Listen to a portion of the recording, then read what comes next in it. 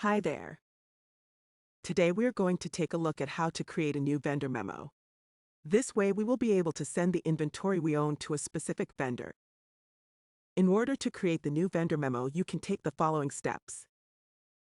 First, open your left navigation menu.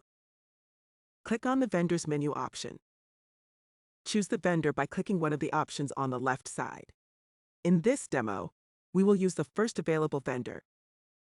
Next, click on the Memos tab. Click on the Add Memo button. Next, you will be shown the details that should be used for creating the vendor memo. From here, you can modify a display name or title for the memo being created. This field will only be visible to you and may help you find the memo in the future. Other options include memo dates, tracking information, memo confirmation, and memo classification. You may update any of these fields per your needs at this time. Note that the classification field is mandatory and has to be completed to move on to the next steps.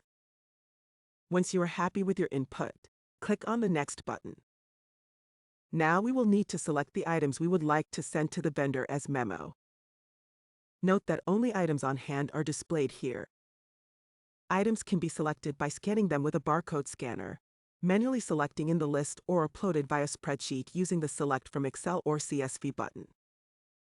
You can also make use of the search bar and the filter options in order to narrow down the search of the product. Once you are happy with your selection, you may click Next. Here you can update individual line items based on your needs. Using the extra field, you are able to add additional text that will be shown on the memo document per line. You can update the count field if the appropriate amount of inventory is available to be memoed. Now you can finish and create the memo by clicking on the Complete button. Once we press Complete, note that What's Next action wizard.